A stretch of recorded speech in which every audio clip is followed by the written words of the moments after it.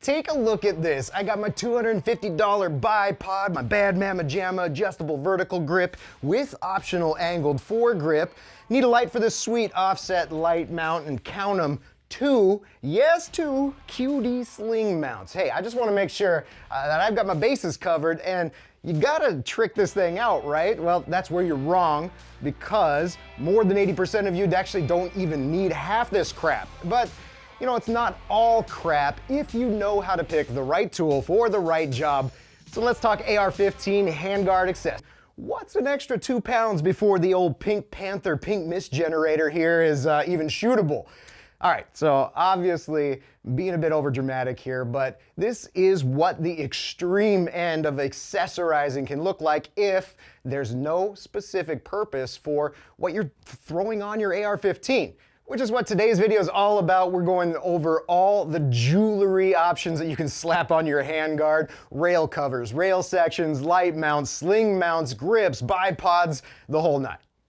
All right, there are a couple caveats before we get too deep in the weeds here. First, that darn state and federal compliance thing. It pops up here again, but it's mostly directed at your vertical grips, foregrips, whatnot. Some of your states out there have specific regs about grips with or without a pinned magazine.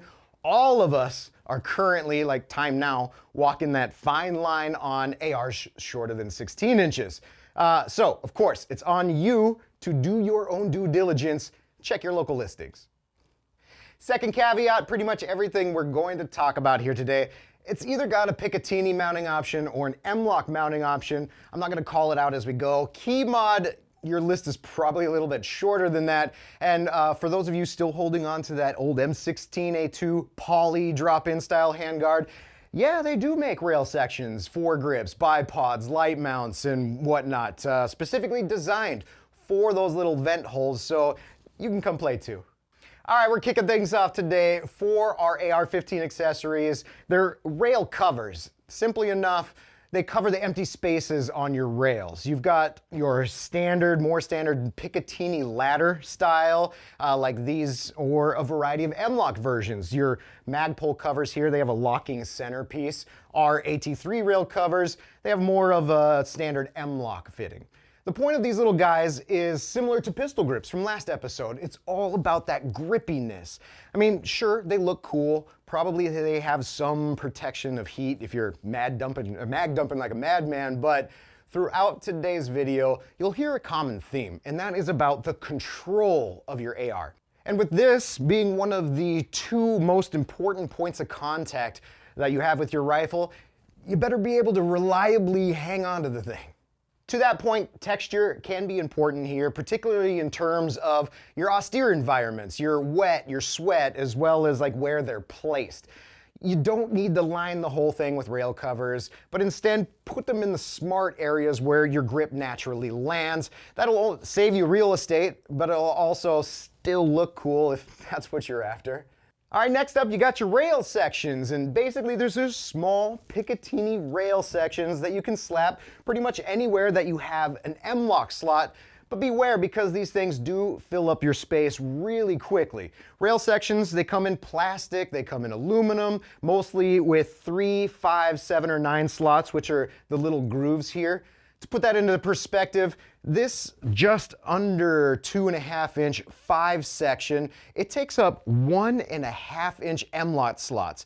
The 9 takes up 2.5. So if you think about it, it adds up really quick, especially on shorter handguards.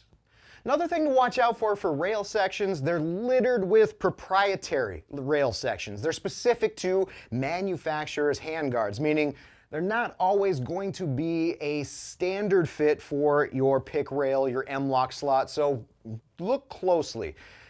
We also can't walk away from rail sections without throwing the tip of the hat to the 45-degree offset rail mounts, like the ones from UTG.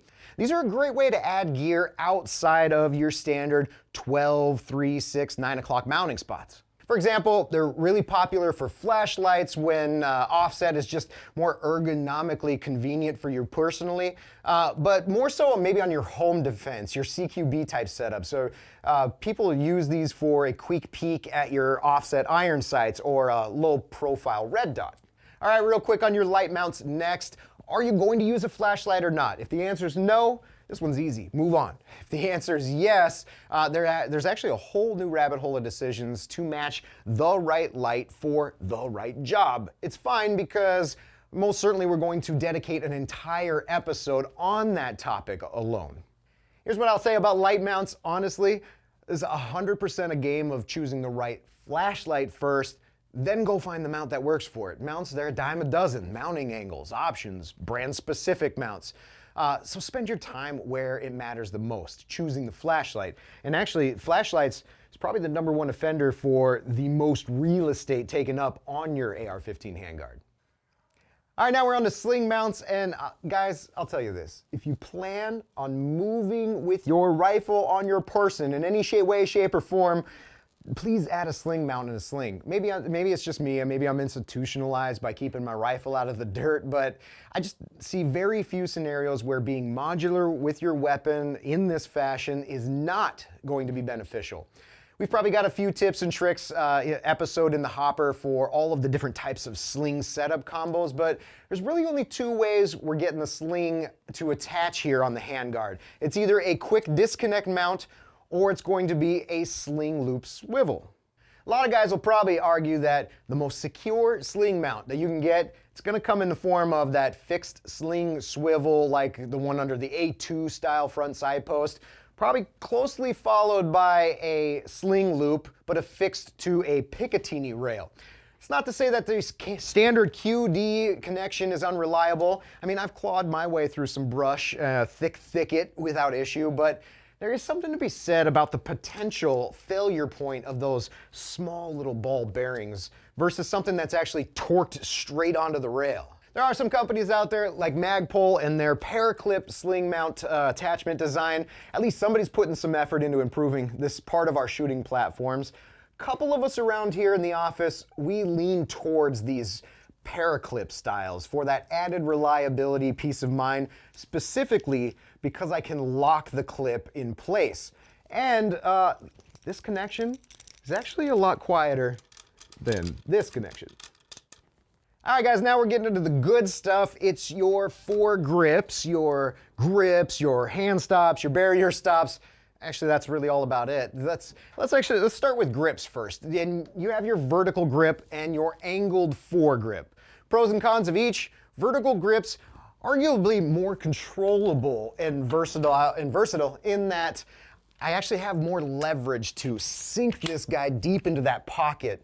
I have more control over the recoil and muzzle rise on this far end of my rifle, just from the natural pull down and pull towards me that I get with this grip.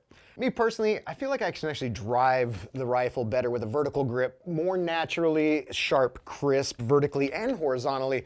Cons though, unless you're looking for specifically for shorter grips, these aren't low profile by any means, especially when side by side to the angled foregrip here. Angled foregrips, we already know that they're small, they're streamlined, but this is the grip for you thumb over type style shooters. It's more comfortable and ergonomic to some people. For me, just feeling the different muscles at work in my forearm and my back versus the ones that I feel when I'm holding onto this vertical grip. For me, I already know that the muscles that hold in the vertical grip I can hold and engage a lot longer than I can with these ones personally. So test them out, try it out for yourself. Another benefit to the angled grip, I can use this end here as a barricade stop if need be. But that actually brings up a good question. Barricade stops, hand stops, do you need them? I'll tell you what, our little 300 blackout pistol here, it has a hand stop. Honestly, I need it. Otherwise, I'm grabbing onto this blazing hot muzzle device. It's actually in that vein of thought where hand stops can be valuable on the right platform. Why is that? Think about my natural reach on a standard 15-inch handguard. It's a lot further than this short little guy right here, and I'd probably shoot on that longer platform 80% more times than I do the smaller one. Meaning, when my instincts kick in and my non-firing hand goes to reach for the handguard, I can ride the rail until I hit that indexing point. Barricade stops, on the other hand, do you need those? If you think about it, these are for jamming into a barricade as a natural stopping point. And is that any different than jamming the front of my angled foregrip into a barricade? Probably not. A lot of the Barricade Stops, the marketing jargon around it will be the surface on the tip here. It's ribbed, you know, it's made to not slide off of your barricade, but, you know, wink wink, my AT3 angled foregrip has the same type of material on the end. All right, next up we have my $250 bipod. Actually, I can't poke fun here because bipods, they are one of the most spendy pieces of accessory you can put on your AR-15 handguard. And you do actually get what you pay for, but that doesn't mean that the most expensive is always the right answer. It's all about your mission, and of course, wouldn't you know it, picking the right tool for the right job. So let's talk bipods, monopods, and grip pods. There's only one name of the game in this department: stability. Bipods, being the most widely used, are where you'll see a bulk of choices for short and tall and panning and tilting and plastic and poly and heights and adjustments and fine tuning and whatnot. To make this one easy, hunters, precision shooters, target competition shooters, these are the bipod styles that you're after. You could have something adjustable, maneuverable, but they're obviously built for a purpose. The rest of us, we're just looking for something that you know, takes the edge off and makes us a little more stable, which it doesn't necessarily look like this at all, and actually it doesn't even come near the price of something like these. But that's where those other two monopods, grip pods, maybe even small plastic or smaller form factor bipods, being built for dual purpose, like a shooting rest, maybe even a vertical grip and bipod. Actually, that's pretty much what a grip pod is. It's a vertical grip and it's got some legs that pop out, which actually brings up a huge point about bipods, monopods, and whatnot. Height off of your shooting platform. The concern here is mostly for prone shooting, where maybe your bipod or monopod is actually shorter than your 30-round magazine, so your magazine winds up being the shooting rest. So this might come off as a little abrasive to some to hear, and don't shoot the messenger, but I'll tell you a little secret. They actually make smaller capacity magazines so that this isn't an issue. I know, what? But come on. We just got done saying that the vast majority of actual bipod users are those who probably aren't out there blasting through an entire 30-round magazine where reloading at any time isn't an option. So with that in mind, if there was a shooting position where I could beat my own mag-changing speed records, it's definitely laying in the prone. So swap out a 10-rounder or a 20-rounder. So is my Pink Panther Pink Mist Generator handguard a little bit overboard? Of course it is. That's the point. This is what it can look like if you tried to solve everything at once with one firearm platform.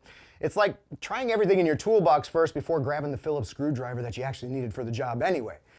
Not to mention that this thing started out at 3 pounds 9 ounces, and 2 whole heavy pounds later, we're not even at flashlights, we're not even at optics, we're not even at sights yet. That's actually where the bulk of your weight will probably end up coming from. That said, we will help you walk through all of those different optics. It's the most crucial thing that you can put on your AR-15 because this thing is dead useless if you don't know where it's shooting.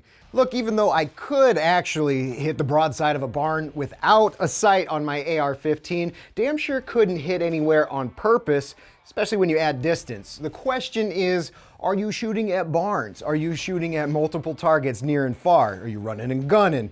Are you down in the prone supported? And so on, because that will be the decision factor for iron sights versus red dots versus holographic versus prism versus magnified versus LPVO.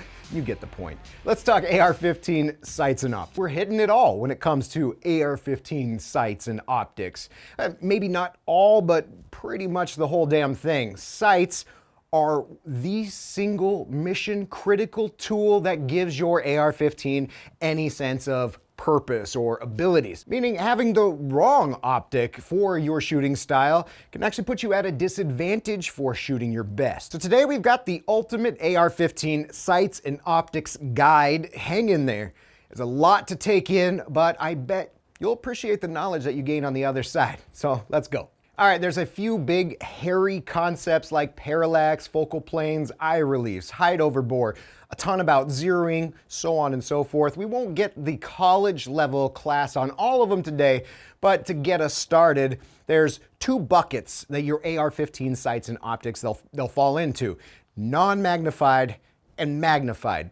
Let's talk about non-magnified first, starting with my personal favorite, the irons, iron sights, backup irons, BUIS, or if you ask me, the shooting skills equalizer. So first off, let's get two of those big hairy concepts out of the way. One, height over bore. Height in inches, millimeters of the sight line above your bore line or the center line of the barrel. Why does it matter to pretty much all standard AR-15 style rifles? The buttstock sits lower, which naturally pushes your sight line down close to the bore line and strains the hell out of your neck. The solution was to raise the sights higher, like 2.5 inches or so off the bore line, meaning if I touched the target with my barrel and looked down my sights, and then I squeezed the trigger, the hole or the impact will be 2.5 inches lower than where I aimed. It's pretty much a standard height across the board for AR-15 sights and optics, minus your LPVOs and scopes. Obviously, you don't need to be that accurate at point blank, but you do need to consider that height over bore effect out to about 25 yards. Not a big deal for some who aren't shooting all up close and personal, but in cramped spaces like your home, wink wink, height over bore could actually change the entire situation. Concept number two, and it applies directly to iron sights or any firearm with a front and rear sights for that matter. Sight radius. There's a whole mathematical calculation for the principle of deflection here, but it's actually pretty easy. Try this with me. Make a rear sight post with your fingers and a front sight post with like a pen tip and hold them close together. Now find a target in your room, like a small outlet, and completely cover it with the tip of the pen. Slowly move the pen away from the rear sight and try to hold the pen, the tip of it, dead center on the target. The further away it gets, the wobblier it gets, but in this case, wobbly is your friend because that extra distance allows your eye to better pick up sensitive movements of the front sight post. Meaning if I breathe wrong, I can see my front sight post fall off target. That's sight radius. All right, so how this all plays into our iron sights? Well, for our AR-15s, it's pretty much these types of iron sights. They're adjustable rear and front, and they come in all shapes and sizes. Mounting options, metal, poly, quick deploy, blah, blah, blah. Iron sights are arguably the most reliable sight that you can put on your AR, which is probably why this type of sighting system has been around forever. More specifically, the sights that you saw on the M16A1 are pretty much the exact same sights you see today. How do they work? They're adjustable, meaning that I can adjust my point of aim to match my point of impact using elevation adjustments up front and most commonly left and right windage adjustments in the rear. Major difference between today's AR-15 iron sights and prior military versions is the tangent rear sight from back when I had one. Not sure what gets issued today, but a tangent sight not only allows for standard windage adjustments left and right, it also has preset elevation adjustments at the rear. As far as the sights themselves, almost all rear iron sights you'll find are aperture sights, meaning you're looking through a hole instead of open sights like on your BB gun. With aperture sights, our human eyes naturally want to center the front sight post in the middle of the circular picture window. A lot of them have two apertures or two circles that you can flip, a wider, easier to see through circle and a smaller, harder to see through circle. Although the larger aperture gives you a bigger, clearer view of the target as a whole, it takes more attention to detail and effort to keep the post centered in the circle, not to mention also keeping everything lined on center mass of your target. On the other hand, the smaller aperture circle is much easier for your eye to naturally line up the front sight post on your center and on target mostly because your field of view is narrowed, meaning you got tunnel vision straight through to the target.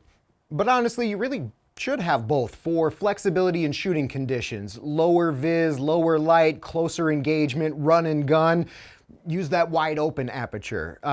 Higher precision, higher vis, take your time shots, close that sucker down. So that brings us to how we use irons today. Do they only exist as a backup for all of your other optics when isht hits the fan? I look at it this way. I'd rather be stone cold confident hitting not just the broad side of the barn, but a nail or so around the nail with sights that don't have multiple failure points like batteries, fragile glass lenses, drifting reticles, or what have you.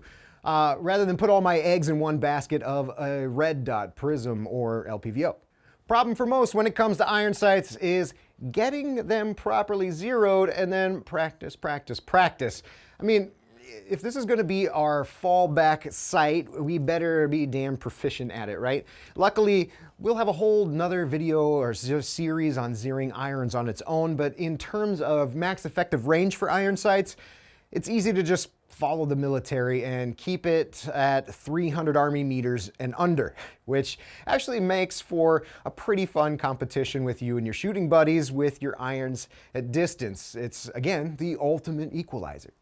Hot dang, we're on to red dots or reflex sights. Between this and most holographic sights, it's going to be pretty much it for non-magnified AR-15 sights and optics. But red dots are the big one. The vast majority of standard 5.56, 223 AR owners own one or more red dot sights, or plan on owning one, or have owned one. Because of that, the pool of red dots is massive. So many brands, so many sizes, features, yada yada. But first, what matters most today about your red dot sight? Number one is spatial awareness. There's two parts to this. A is the distance from your eye to your optic, aka eye relief. Basically, magnified optics almost always require a fixed distance eye relief to even see through it properly. Red dots, no magnification, no change to view with different eye relief distances. Number two is I nearly get a 180-degree plus field of view by keeping both eyes open. For me, it's drilled into my core since I was a little young shooter to always close one eye, and it's been a dog to get over. But in terms of practicality and application for shorter engagements, shorter targets, just makes sense to have the largest field of view possible. Reason being, number one, I'm much faster at first seeing and identifying the target when both of my eyes are open. Two, inherently, if I ID my target faster, I'm able to engage my target faster. Since the red dot is only visible in my dominant eye, and it's seemingly kind of floating there in space, I can keep both eyes opened and focused only on my target, line up the red dot, and squeeze the trigger. To that point, I wouldn't say that anyone is really trying to quick engage or transition to targets beyond 200 yards with any real sort of accuracy, like you would at 50 to 100, without some help of maybe some magnification. But that kind of puts it into perspective on the real effective usability range for red dots. What matters about red dots number two today is co-witnessing. It's the entire reason for pairing red dots with iron sights. Why? Because we actually get to use our iron sights with and without the red dot assistance. There's two ways to do this and three reasons when. Maybe you already heard about absolute and lower third co-witnessing, but one is absolutely in line with your iron sight picture, so more or less the red dot tops the top of the ice cream cone. The other sets your irons in the lower third red dot sight picture, meaning I just drop my head and now I can engage my irons. All right, when do you use one or the other? Fixed iron sights that don't go anywhere, like the Ruger AR-556s, M&P-15s of the world, consider using lower thirds to keep from always having that crowded field of view in the lower part of your red dot. Flip-up irons, consider absolute co-witness, perfectly in line with your irons, to maintain that same sight picture no matter what sight I'm using, especially when my red dot battery dies. Not to mention that absolute co-witness height, or that universal 2.5 inches over the center bore line. It's actually universal for things like magnifiers and other accessories as well that you might want to add later. If you decide to lower third co-witness your red dot, you're putting on a little higher riser that puts your sight line at around 2.8 inches above height over bore. What matters most today about red dots, number 3, this sneaky little thing called parallax. It's another one of those big hairy concepts we'll touch on a bit more when we get into LPVOs and scopes, but for now, almost all red dots they're pretty close to parallax free, which is why I can move my head from side to side, up and down, where as long as I can see that dot, I can hit that target. Why is that? Because red dot sights, they work on a principle of reflection or reflex, meaning a light beam is projected from the back of the sight towards and onto a curved lens that's angled just right to reflect some of that light perfectly parallel to your line of sight. There's a couple different light bouncing technologies for this, but that's more or less what's happening. The beam of light is also fixed, meaning that it doesn't move. So no matter how I orientate my AR, that beam of light still points that direction, giving me the ability to stretch the limits of my sight picture, but still mark hits. All right, let's hit on red dot types, features, what to look for. First things first, you get open red dot sights and closed red dot sight housings. Today, most open red dots, usually just called reflex sights, they'll be mini or micro, similar if not to the same you would mount on your handgun. Actually, I bet you'd have a hard time finding a larger profile, open, reflex red dot sight out there, like something you might find on COD or something, but you never know, which brings up a good point about the vast majority of red dots for AR-15s. They're going to be enclosed. That little LED light beam is naked. It's exposed to the elements, which means dirt and debris can get in there and block the open red dot sights. On the other hand, enclosing the red dots comes with a variety of benefits. Weatherproof or resistant for one, multiple lens coatings or coverings for fog proof, glare reduction, lens covers, and of course the larger field of view. The lens sizes may vary across the board. Pretty much the larger the lens, the larger your field of view. But that's a double-edged sword. It's kind of like bigger means bulkier and heavier also. Good thing is all your well-known red dots, your Hollow Suns, your EOTechs, your AT3 Tacticals, wink wink, most don't overdo the size of your field of view in that department and in the weight department. Those little open reflex sights, they do have a place though on AR-15 setups, mostly mounted in one of two places and mostly paired with a fixed magnified optic like your fixed prisms. We'll talk about all of those in just a second, but the thought process behind these are for quick magnified or non-magnified closer engagements when the target might be too close for my main optic and I just need to switch and shoot close. Let's talk about the red dot reticle itself. Really just a focused beam of light, and the tighter the focus, the smaller the red dot, which is where you get reticle sizes from 2 MOA and up. Let's not get too wrapped up in the terms of minute of angle, mil dot, BDC, bullet drop compensating for today, but typically the smaller the MOA, the better for rare dots, and you likely will not find one under 2. On the other end, the bigger the MOA dot, the more target it will cover up. Maybe not a huge issue if you're up close and personal, but if you want to reach out and touch something at distance, the larger dots, they might completely cover your ideal target zone. Listen, the point is there is not one to rule them all. You might perceive red or green contrast against backgrounds differently than I do. I also have astigmatism, where that single red dot of light looks like this giant blurry starburst. So for me, I'm looking at things like a circle with a dot or something easier for me to line up, center, and distinguish. Whew, we're almost done with red dots, but first, a few more notable features you'll find out there.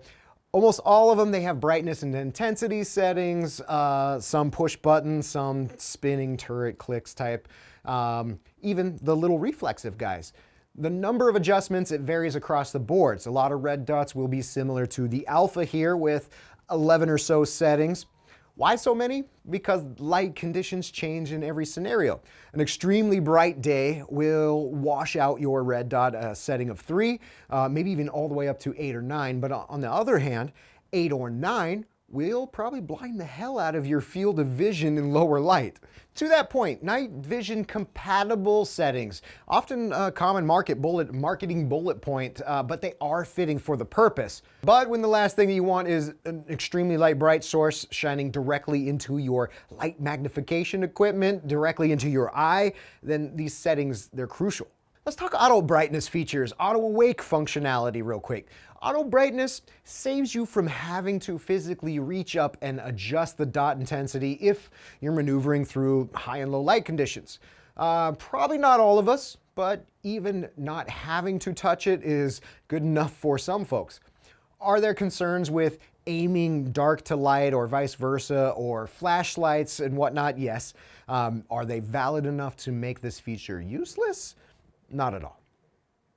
Both auto brightness and shake to wake functionalities, they do help to extend the 50,000 battery hours that most red dots claim, some with solar recharging to come to think of it actually, but will you actually see 50,000 or plus hours out of a battery?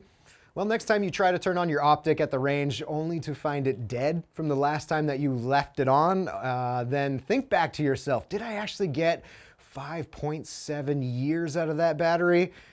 Probably not. That's one reason why I personally seek out things like auto awake features, because I'm forgetful as hell, and grabbing and going in the seconds that it counts, I don't need to fiddle with my settings. Quick tip on battery maintenance. A 6-pack of these little guys, typically less than 10 bucks.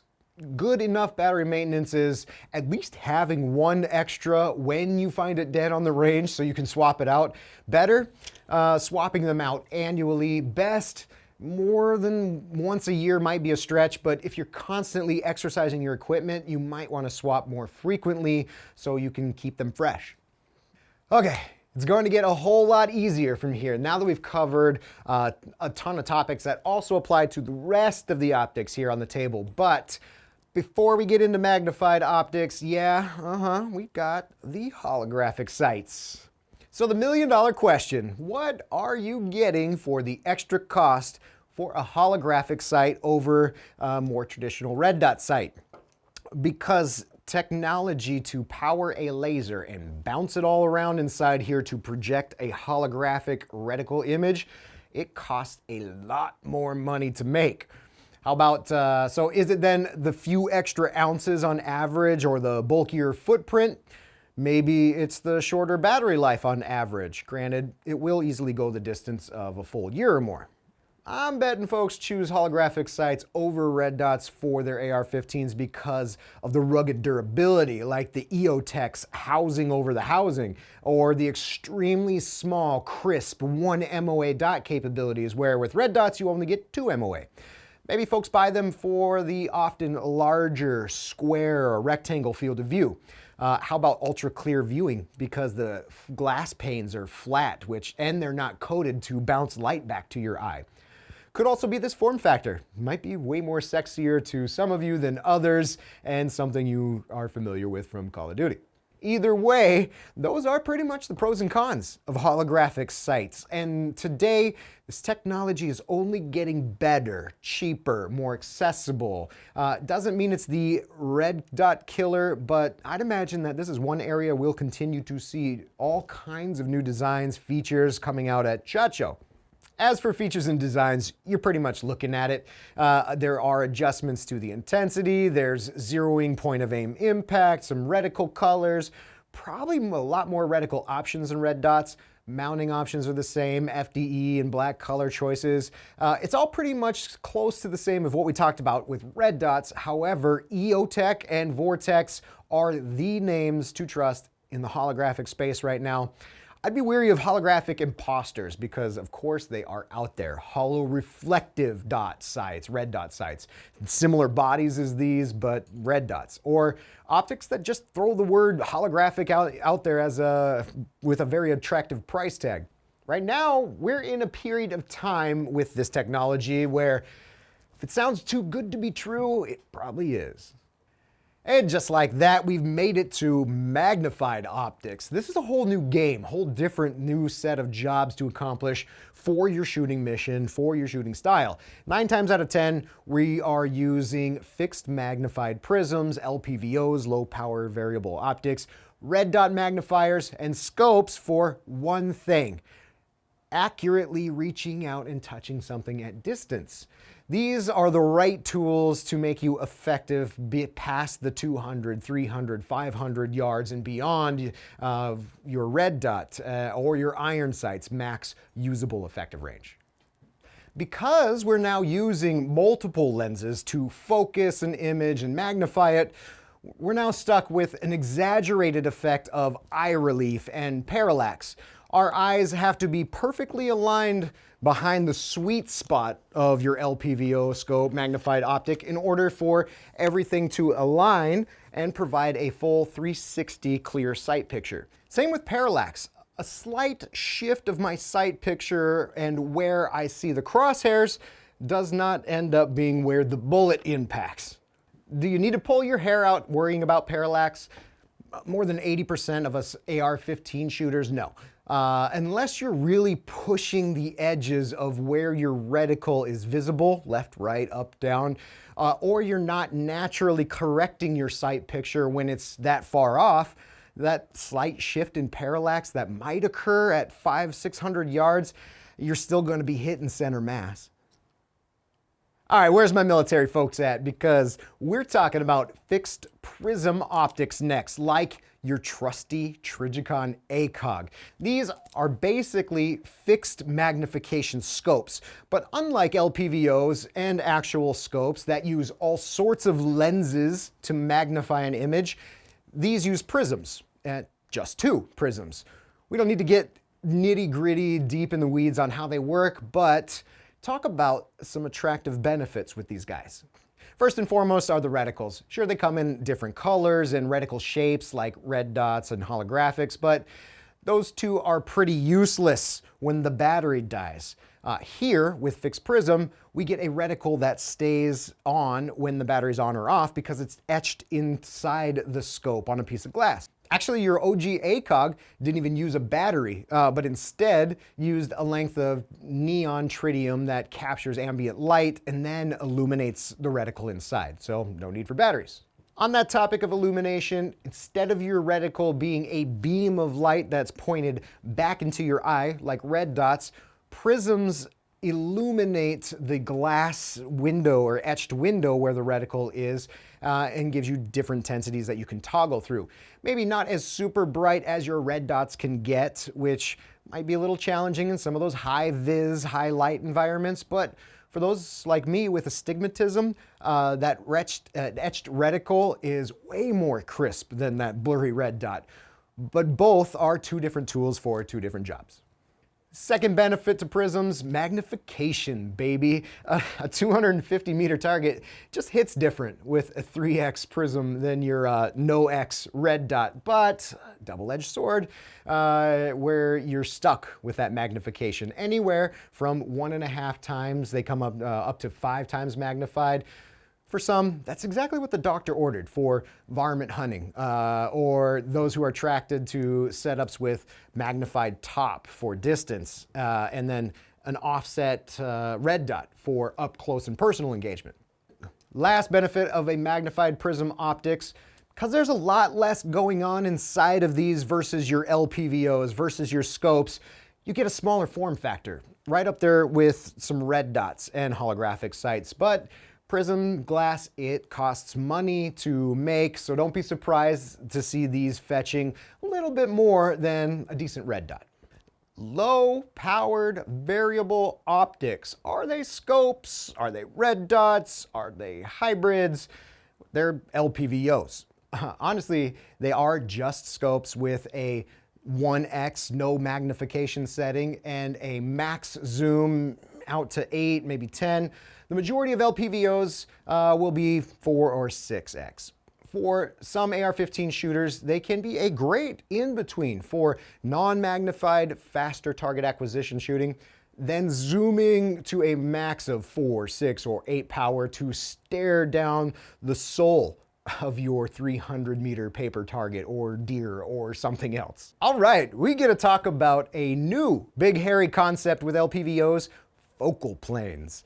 Obviously, being a magnified optic, LPVOs are subject to a fixed eye relief, distance from your magnification, parallax issues, but focal planes are specific to traditional scopes and LPVOs and the way our eyes react with the reticle.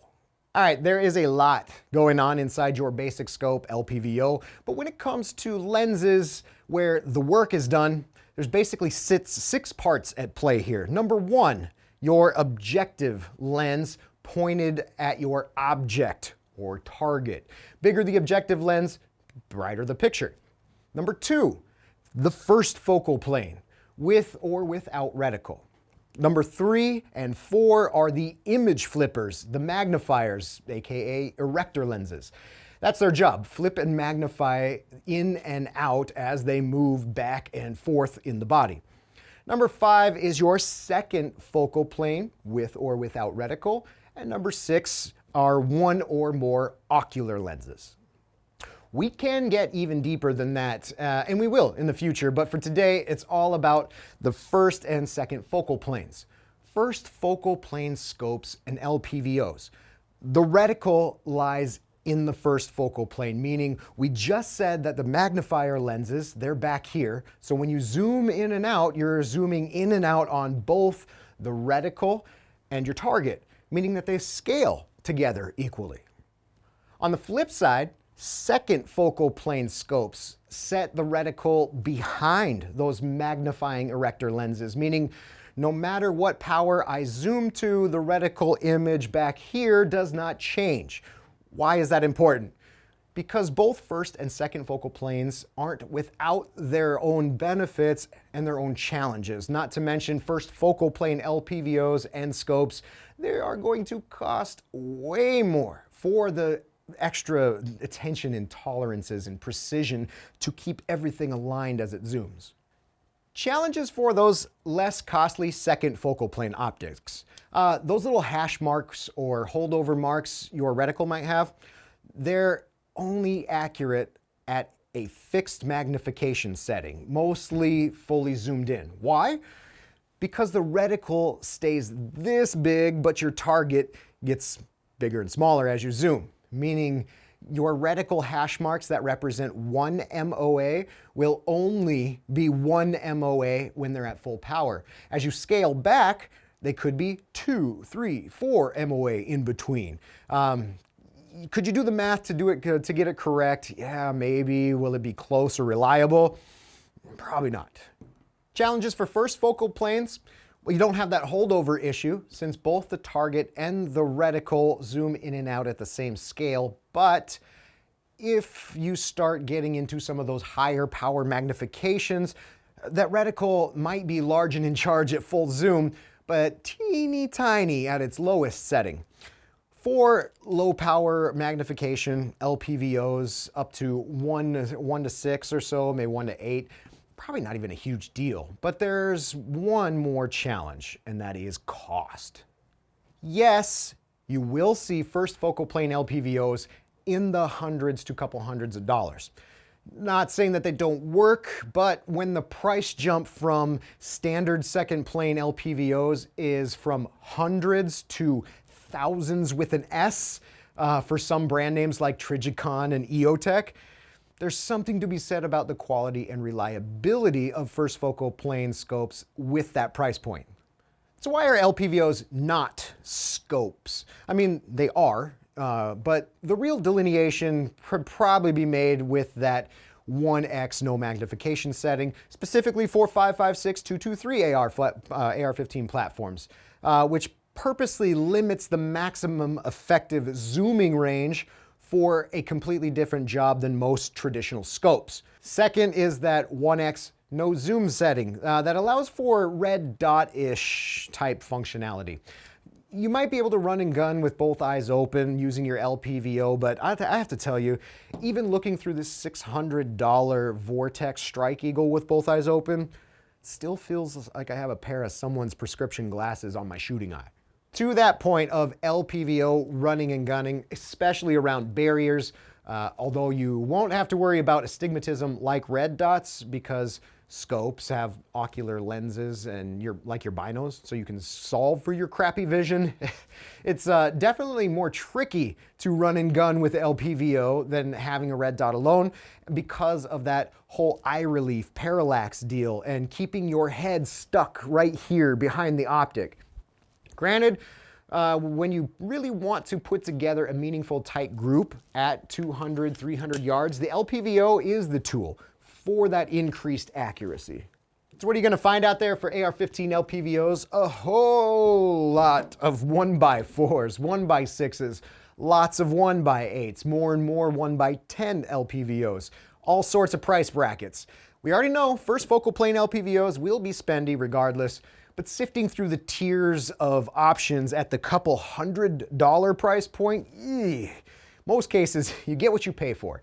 Higher quality lenses throughout, higher grades housing, materials, robust internals that can take significant recoil, even a level of warranty and support. Most LPVOs, they'll share across the board. Nitrogen filled, fog proof, water and shock resistant, yada, yada, yada. As for optics and lens sizes, here's the trick for reading the measurements. First, you have the magnification range, 1x4, 1x6, so on. Then you have the objective lens diameter, and for LPVOs, it's typically 24 or 28 millimeters. Then you might see the diameter of the tube, which will usually be about 30 millimeters for LPVOs. Let's talk quick about a couple other LPVO features that might actually sway your decision for one or the other. Turrets, reticles, brightness adjustments.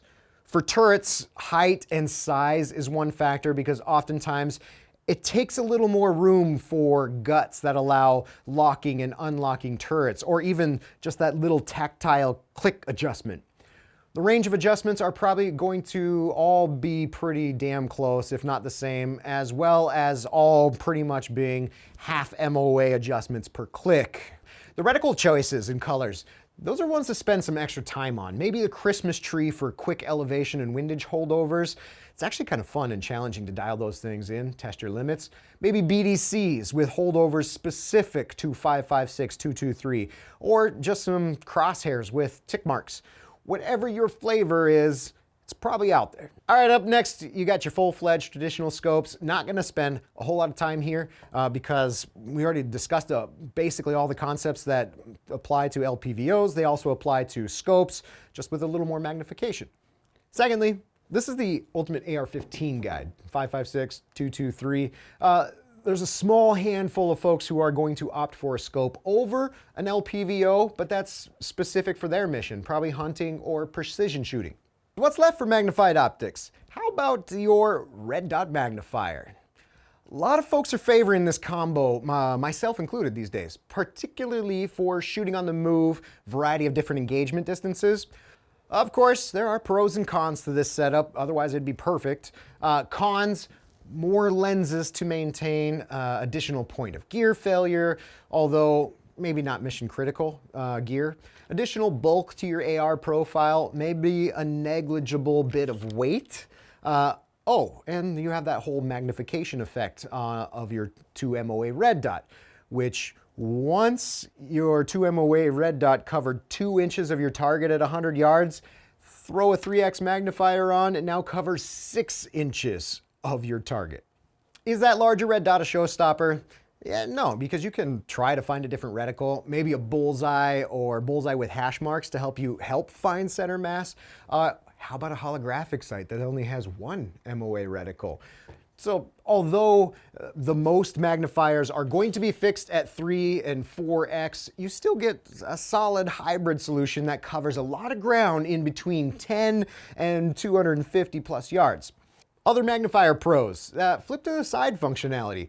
Although it does take some more muscle memory to manipulate hastily when it counts, like pulling back and flipping or pushing a button to flip, the pair will still wind up being a shorter profile lengthwise than your LPVO, which actually gives you more flexibility in setting the right eye relief distance for those of you who were maybe taught nose to the charging handle.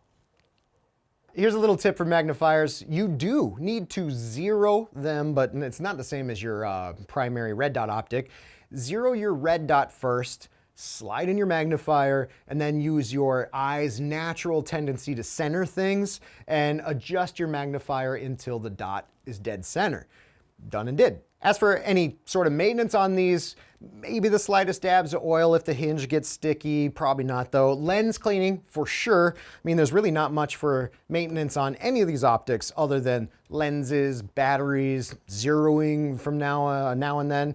But there is a mountain of general AR-15 maintenance that I'd be willing to bet almost every single one of us are behind on. I'm guilty as charged. So raise your hand if you are lazy and not diligent about cleaning your AR-15. But here I go, count me in. But for something so dependent on a bunch of precision machine parts, our AR-15s sure can handle some abuse, even if it's mostly from our own neglect. So if you want a faster way to a shorter lifespan of your AR's mission critical parts, then don't clean it, don't maintain it. But if the opposite sounds a lot better, let's talk AR-15 maintenance. Again, episode number 17, helping you sparkle up your AR, keep it working on the JOB for decades. It's cleaning, maintenance, but what does proper maintenance look like? How often? What tools? How deep of cleaning and maintenance? All right, proper AR-15 maintenance, what is it? I'd have to lean, again, on our military. For standard bearers, it was drilled into our heads, check, and then clean, and then check again, and then clean again. There was maintenance before you use it, while you're using it, during and after you're using it. Daily checks, weekly checks, monthly, quarterly, you get it. Lots of cleaning, checking, and maintaining gear, but that's exactly why the arsenal lasts forever. Let's kick it right off with AR-15 cleaning and maintenance tools. Guys, there are a ton of cleaning supplies and tools floating around the internet, some useful, some nearly useless, and others might be a little bit over-designed for their job. That said, there's a few tools at the AT3 crew here are fond of, but the short answer, no. You don't need every specialized tool out there, only the ones that make your job easier. First things first, must have for any firearms owner. Lubricant oil, an old rag or t-shirt, but I would avoid towels or rags that snag easily on sharp parts. Which brand or type of lubricant you need, and pause. Can we please just call it CLP for the rest of this video for my own sanity? Thanks. Don't get hung up here. If it's intended for lubricating firearms, it will work fine and even. The popular brands, they're actually pretty low cost. Like a 4-ounce bottle of something like this G96 CLP might last you a whole year because you really don't need a whole heck of a lot. As for cleaning solvents, the same can apply here also. If it's marketed for firearms, it'll be fine to use. But again, little bottle or spray can last a while, especially if you keep up with regular maintenance in between those big cleaning jobs where you might use solvent. Table mats, man, they sure come in handy for keeping things clean, but more so for keeping those tiny bits and parts from going surfing into your carpet, wink. Q-tips, lots of them. Dedicate an entire pack to your cleaning supplies. You'll want a tool for barrel cleaning also, and here's where these old school metal rods, they're dead to me. It's all about bore snake for me here on out, but I still need something to aggressively attack the chamber. Problem is, now we're starting to wade into that full cleaning kit territory. So let's make this easy. Specific AR-15 cleaning kits, they're everywhere. Generic multi-caliber kits are everywhere, but in general, if your cleaning kit covers heavy and light tools for your barrel, for your chamber, and your BCG, because a bore brush is killer on carbon, it will do everything you need. Sure, you might need to replace a part or two here and there, but I will say after using a specialized tool, this Real Avid Chamber Boss with the star-shaped pads, winning combo with my bore snake.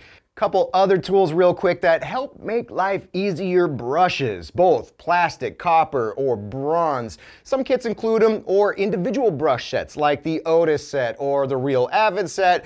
Not really spendy at all.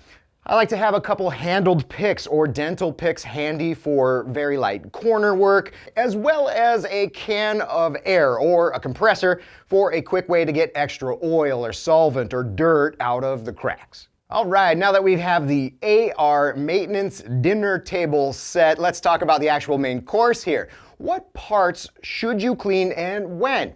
Well, let's take a page or two out of the old Army maintenance manuals and think about it like this. If you're looking for best practice AR-15 maintenance, we would be actively checking, cleaning, and maintaining all the gear before use, during use, after use, then month, and then quarter, and then year. It's just way more overkill than it needs to be for civilian shooters. But we can scale it back a bit to something more achievable to those who are not eating, sleeping, breathing military. Let's hit checks and maintenance tasks from 3 angles: pre-range, post-range, and annual biannual tasks, depending on your shooting habits, and you can scale up and down as necessary. Really, do you think there's pre-range AR-15 maintenance when you put it away clean? Maybe not all of us, but hopefully we will get better at that after today. But if it's your AR's first run in a while or ever, at a minimum, you need to slap on a light coat of CLP on the metal-on-metal parts. In that case, it's just easier to pop open the upper and the lower, pull out the BCG and charging handle, lather on some lubrication with a light dab of oil and a cloth. Don't oil the charging handles here, you'll smack your face. From what we learned in episode 9 of this series, your buffer spring and buffer should already have grease on it from the manufacturer or from when you built it. The inside of your upper gets a light coat of oil also, mostly in that charging handle well, around, not in, the gas tube and all over the sides. Oh, and those of you with an off-the-shelf AR-15, don't be surprised if you come across brown, sticky-ish substance when you first open it. It's a rust preventative, typically called cosmoline, and you can get it off with a little heat rag, maybe it's some light CLP, maybe a little bit of solvent that I mentioned earlier too. Let's talk post-range cleaning and maintenance after you've blasted a small fortune of 5.56 down the range. This is not only some of the quickest and easiest maintenance that we can do, it's also the one that's most neglected. And believe you me, I'm guilty myself. Not only that, but quick cleanup after the range pays dividends in time saved, deep cleaning later. Not to mention that it will extend the life of your rifle because your rifle is not fighting through old gunk. Okay, so now the question is, how do we make post-range AR-15 cleaning easier so that we're actually more inclined to do it? A great place to start for a lot of us could be right there on the range before you leave. I should note though, check with your local range before just cleaning anywhere. Some might not allow it, some might have certain limits. Point is, if you are capable of disassembling a few parts before you head home or work it into a routine before your AR-15 goes back into the safe, here's a couple tools that I found helpful to gather up and have at the ready. First thing, don't be scared to, quote, field strip or disassemble a few small parts outside of the safety of your home. It's perfectly fine. And if your mind slips one day and you drop a firing pin retaining pin, it's $1.50. If your firing pin, it's like $10. Okay, that out of the way, have something to keep your parts consolidated, like a little mat, the inside of your rifle case, or extra range rag. Your bore snake and chamber brushes need to come along, and beyond that, the bulk of the BCG cleaning work can be done with some good CLP, a rough textured rag, some trusty Q-tips, and those little plastic and metal brushes we talked about. Now onto that field strip, if you will. I think we can skip the step-by-step here after the BCG episode, number 7 in this series, but basically crack open your upper lower, out with the BCG charging handle, strip your BCG down to these 5 parts. Now, everything gets a good scrub with CLP. Firing pin and cam pin are pretty easy. The bulk of the carbon should come up free with CLP and a rag. If not, scrapers, brushes will get the job done with more CLP. As for the bolt, get the bolt face in the cams with light oil on Q-tips until the brass and carbon are clear, and a once final over with a clean dry one. Lastly, on the bolt, the outside of the tail will see the most buildup, so a little more elbow grease there, and you can squeeze a dry Q-tip into the bolt tail. If not, rip off a little cotton until it fits. Shouldn't be dirty anyway. Onto the carrier, another major carbon buildup offender. This one might drive you a little mad getting deep in around that firing pin chamber, but here's a good time to use a little more CLP, some elbow grease, well-placed brush. Same deep in the bolt side of the carrier the same way. I like to quick dry Q-tip the little gas ports, the firing pin hole. Don't forget about the gas key, smooth sides of the cam pin, and little forward assist slots. We've got this thing almost licked. All right, charging handle is pretty easy to clean as well. So is the inside of the upper with some CLP, paying particular attention to charging handle channel, cam pin cutouts, outer edge of the barrel chamber, and all around that dirty, nasty gas tube.